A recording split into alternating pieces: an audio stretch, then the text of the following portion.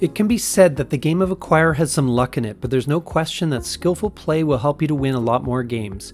I'm going to give you some strategy tips that will help you to win those games of Acquire here today on Legendary Tactics.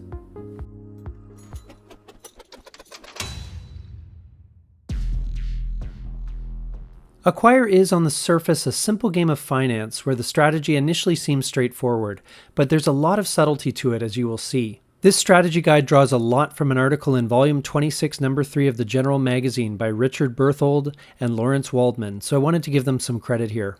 All strategies here are, of course, dependent on the board situation, the nature of your opponents, and your style of play. Some people prefer to be aggressive gambler types, and others are more cautious. Take what is useful to you and leave the rest, but keep it all in mind as you play, as your opponents might be using this information. Let's start with the early game. The early game continues until the last of the 7 chains has been formed. The general strategy in the beginning is to play your tiles into the corners and along the edges to reduce the likelihood and the impact of an opponent hitting one of your newly placed tiles and starting a new chain. Of course, if you have the opportunity to create a new chain by stringing together a couple of tiles you hold in hand or by piggybacking onto one of the plays of your opponents, be sure to take those opportunities as they come along. If there is a chain that has been started but which you have no interest in, add tiles to it if you can. Not only will this drive up the price per share for those who do have an interest in the chain, but those tiles you place cannot be hit to start a new chain for your opponents, thereby cutting down on their opportunities. This can be really effective if other players join in on the fun and pile on. Also, this type of play undermines the immediate early value of the chain by making it larger and thus less likely to earn your opponent's shareholder bonuses in a merger. It also traps the money invested there, possibly until the end of the game.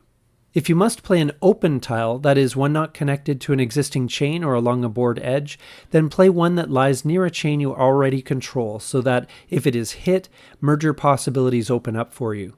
This is a particularly good tactic if the open tile is but 1 square away from your chain and you happen to hold the connecting or merger tile in hand.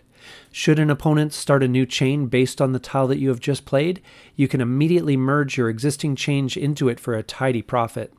This, of course, applies only if your chain has only 2 hotels in it. If, however, your chain has already grown larger than 2, avoid playing any open tile nearby unless you can play the tile yourself that will create the new chain. Be sure to form a new chain whenever possible, even if you end up with only the founder's free share. And when you form a new chain, be sure to create it towards the center of the board or near other tiles where the possibilities of mergers are richer. And if you have a choice of forming a chain by placing next to a tile you placed, or one that an opponent placed, be sure to place it next to the one your opponent placed. It disrupts your opponent's plan by preventing your opponent forming the chain and getting the founder's share. That way, if it's still available, you should be able to hit the other tile you placed earlier on to get a second chain out of the deal.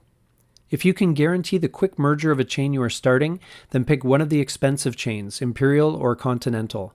Otherwise, start with the cheap ones, Saxon or Tower. This allows you to cheaply build up a strong position in stock that can be sold later, traded up for better quality shares, or held for future refoundings at a minimal cost. If you are starting a chain that is quite isolated on the board, you might want to pick Imperial or Continental just to take the founder's bonus share. The whole point of the early game is to build up and maintain cash so you can have flexibility in the mid-game, so wise money management is key. To accomplish this, only invest in chains that have a high probability of merging, and try to become the majority or minority shareholder in these ones. Don't waste your money on the large or isolated chains, as that money will likely end up locked in there, and won't be paying any shareholder bonuses for a while. Unless you can merge it quickly, don't overinvest in a single chain, even if it means giving up the majority shareholder title there. Try to open a bunch of potential money-making opportunities so you can get in on the action wherever it might happen to be. Sometimes a desirable chain will have an arms race with 2 or 3 players competing to buy up as many shares as fast as possible. Momentum is important here. If the founder of the chain takes the founder bonus share and then buys up 3, the momentum lies with them. If they wish to become majority shareholder, they can have it, money permitting, as the share count will go from 4 to 7 to 10 to 13 over the coming turns. With 25 shares available, anyone owning 13 or more shares is automatically the majority shareholder. If you should play after the founder of a chain, buying only 2 shares will give you the momentum you need to guarantee a second place in that chain against any competition from a third player, and later buying up to 4 will force the founder to buy 3 more to keep their status as majority shareholder, which can complicate their purchasing plans elsewhere while allowing you to remain more flexible. Generally, a third player should not invest in the new chain, since it isn't possible to get any placement if the others defend their positions. If it is likely that another chain is about to be formed, however, it might be worth risking a buy, since this would guarantee a second place in at least one of the 2 chains. The mid-game starts when all 7 chains have been started and is characterized by the need to make money. Play tiles to maximize merger possibilities for yourself and minimize the merger possibilities of others.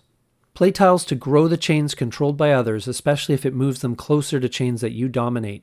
Don't worry that you are increasing the value of an opponent's chain. Cash is what counts at this stage, and mergers are going to matter more than share value. If you merge enough times, after all, that chain may end up not being controlled by your opponent later in the game. In general, try not to play open tiles if there are any chains available to form. Of course, there are exceptions to this. For example, if you have saved shares from a previous merger and you will be the majority shareholder, or even in the minority shareholder position when the majority position will be weakly held, you will want to play open tiles as much as possible, hoping to open up opportunities to re-establish that chain.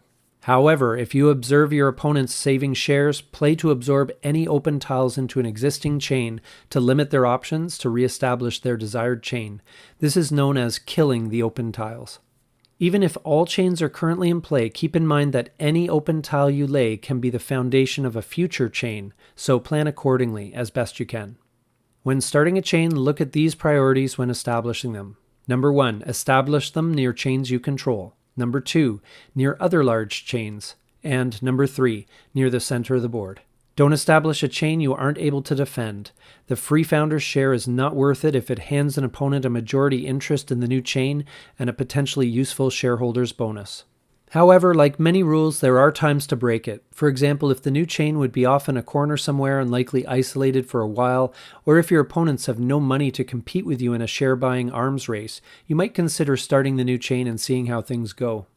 When forming a chain, which one should you look at first? Well, it depends, of course. If you have cash on hand or you can merge the new chain quickly, choose the most expensive one. Or if you have a bunch of stock left over from an old chain, it is almost always a good idea to reform that one. As always, you will have to judge the situation on the board and assess things like how many open tiles are there, how many of these can you take advantage of, how much stock have you saved from previous ventures, what stock do you and your opponents hold, and are you a bold or cautious player? Don't rush to merge chains at every opportunity. You are basically aiming to set up the ideal situation where you have cash on hand and your opponents do not. If you don't control both sides of a merger, you will be granting money to your opponents that can be used to compete with you. Merge only with good reason, that reason being one of the following. Number 1, you need money immediately. Number 2, you fear losing the majority. Number 3, you fear the chain might grow too large to merge. 4, you wish to bring a windfall to another for help against a third opponent. Or 5, the merger allows you to seize control of the larger chain by trading stock shares 2 for 1 when that is appropriate and possible. What to do with the shares after a merger? Well, as always, it depends. In general, in the mid-game, only sell shares when you need the money. Usually the shares will lose value when a chain is re-established with only 2 tiles, but don't think short-term. If you have adequate cash reserves or some other juicy mergers that are close to happening, hang on to the shares after a merger. Ideally, you will have a defensible or opportunistic position which makes such a decision easy, including a board situation with plenty of open tiles to reform the chain with. This can be a risk-free move if you are next to go after a merger and have the right tile in hand. You want to save enough shares that you can guarantee first place in the chain even if someone else reforms it, which means hanging on to at least 4 shares so that you can keep the momentum in the share buying arms race no matter what, even if no one else keeps any shares. But keep more shares if you can, even if you have no pressure from other players. The more shares you have, the less pressure you are under to defend a majority. Also, it can put pressure on other players with the trading potential of your shares. If your new chain pops up near a larger chain that is weakly held, you will pose a real threat to their ownership positions. To make good use of this threat, you will likely want to hang on to a large chunk of stock, even if you only maintain a minority shareholder position with it. In fact, it makes sense to hang on to even one or two shares, as this means that when a chain is formed again, you will be involved in whatever happens. This is especially useful if one player takes the opportunity to corner the stock when the other players are out of money, and might even guarantee you a minority stake in that chain. Trading shares typically happens later in the mid-game when players are not as pressed for cash and their opportunities for restarting chains begin to dwindle. You will mainly trade shares when you gain a majority or minority role in a large, secure chain, but occasionally there will be other reasons, like to help a weaker player defend their position and keep another player out of the running for majority or minority shareholder, even if you can't get one of those roles yourself. There may be some instances when you may want to trade earlier in the game, so don't automatically rule it out. For example, if you see an opportunity to trade shares into a majority or minority position in the larger chain, and that chain is itself on the brink of merging, that might be a great opportunity to trade up. You can always use that money you made to buy up shares in the original chain again later. Or you may simply wish to trade to get a foothold or solidify your position in the new chain. Or sometimes it is a deal you simply can't refuse, like trading shares in your 2-tile size tower chain for shares in a 15-tile imperial. Shares in a secure chain are never worthless. Just remember that immediate paper profits are not the priority at all in the mid-game. It is about cash flow. When you trade to get some shares in a secure chain, that money will be tied up for the entire game, unavailable for reinvestment. Your mid-game focus should be about buying shares that get you shareholder bonuses, and the trick is going to be not buying more shares than you need to keep your majority or minority position. As mentioned earlier, there is an aspect of momentum or tempo to this. You always want to maintain that tempo so others can perhaps pass you temporarily, but you can pass them again on your turn with your share purchases. There is a temptation to buy up some extra shares as a cushion, especially if there are no other attractive shares to purchase in a given turn, but you don't want to leave yourself short of cash if you need to compete to maintain your majority or minority position in other chains as well. You can use this tempo concept to your advantage. For example, as minority shareholder, it can be a great tactic to buy enough shares to tie the majority shareholder, thereby forcing that player to buy 3 shares on their turn to protect their position. This allows you to manipulate others, forcing that player to respond, burn through cash, and neglect other areas of opportunity. Just make sure that you aren't leaving yourself short of cash in doing so, however. It is really important for players to realize that it is perfectly okay to let a turn go by without buying anything. Look at where you might be threatened in the future, where you might need to defend your position, possibilities for future income, and make sure you save your cash and don't commit to something if you don't have to. What about defending a position in a chain, and how much money should you spend on it? Well, it depends on the situation and your style of play. The problem is that defending 2 majorities will certainly close you out of opportunities to invest in other chains that may end up being significant. A cautious player would do everything they can to keep their majority positions, but the risk is that unless you have a tile with which to merge, there is some risk in sitting around and waiting for a merger as the other players work to improve their positions elsewhere. An aggressive player would let the majority positions go and instead aim for minority positions elsewhere and spread the risk around by adding merger opportunities. The challenge is that it may lead to the old proverb, if you chase 2 rabbits, you will lose them both, coming true. The best option might be to go for a balance between these two. As the mid-game comes to an end, and if you have the cash, start to invest in the larger, safe chains. This money will be locked up for the rest of the game, so don't overextend yourself.